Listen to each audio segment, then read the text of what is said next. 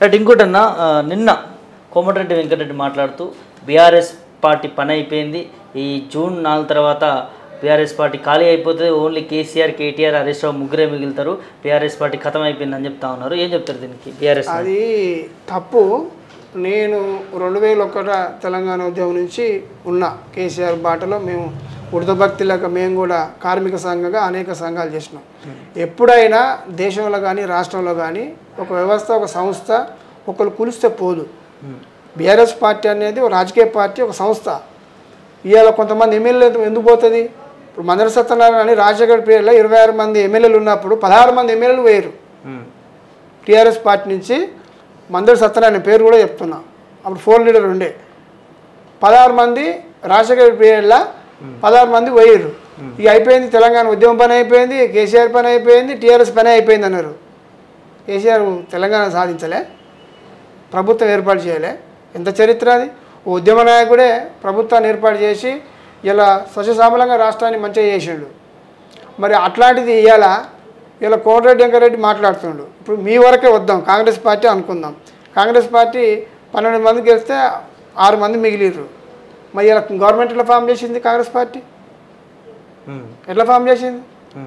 Congress party 6 మంది ఉన్నటువంటి ఎమ్మెల్యేలు ఉన్న కాంగ్రెస్ పార్టీ గవర్నమెంట్ ఎట్లా ఫామ్ చేసింది?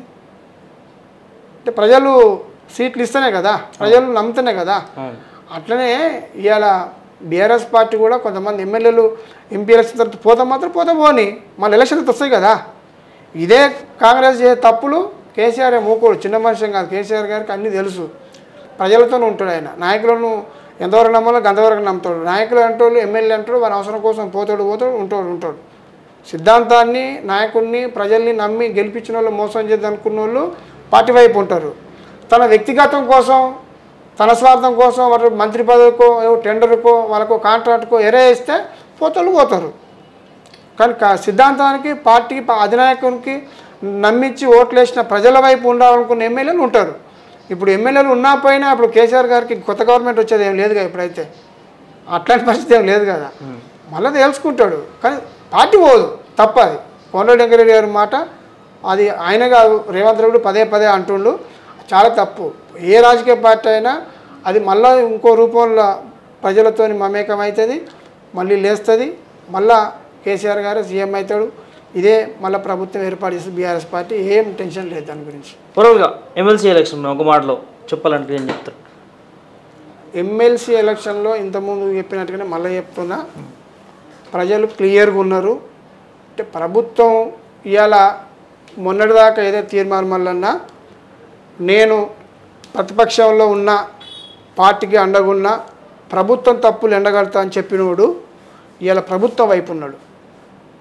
కాబట్టి ప్రభుత్వం వైపు ఉన్నప్పుడు ఇలా అక్కడ ఉన్నటువంటి ఉద్యోగస్తులు కానీ, మరి ఇలా ఓట్లేసినటువంటి ఉద్యోగస్తులకు కానీ వాళ్ళకి ఏదైనా ప్రభుత్వం పక్షాన ఏదైనా కావాలన్నప్పుడు ఇలా మండలిలో మాట్లాడాల్సింది ఎవరు?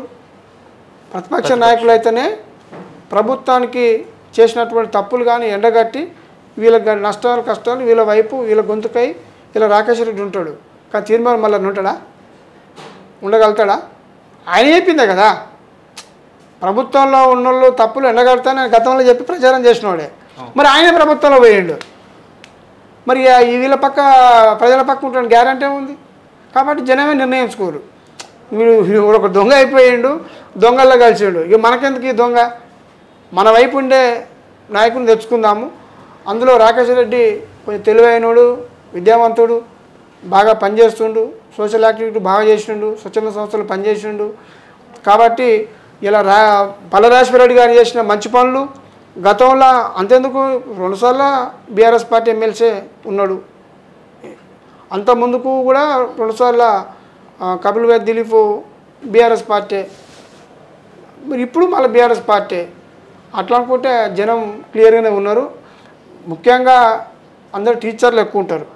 నాకున్న అవగాహన మేరకు సూర్యాపేట, నకిరేకల్, నల్గొండ ఆ ప్రాంతంలో కొన్ని గ్రామాలలో అయితే 50 మంది 30 మంది ఉన్నారు టీచర్లు. నిన్న కొంత ఒలిగొండ అటు సైడు కొన్ని గ్రామాలలో పోతే ఒక్కొక్క ఊళ్ళో చాలామంది టీచర్లు. వీళ్ళంతా టీచర్లు ఆ ప్రాంతంలో ఎక్కువ ఉంటారు చదువుకున్న వాళ్ళు. వాళ్ళు కూడా ఆలోచన చేస్తారు.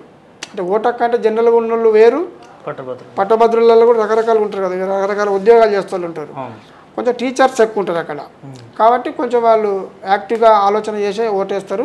కాబట్టి వాళ్ళు గతంలో బీఆర్ఎస్ వైపే ఉన్నారు, ఇప్పుడు కూడా బీఆర్ఎస్ వైపే ఉంటారు. రాకేష్ రెడ్డిని గెలిపిస్తారు అని మేము పూర్తి విశ్వాసంగా ఉన్నాం. మా కేటీఆర్ గారు కూడా ఈరోజు నగరకల్లో మీటింగ్ జరుగుతుంది.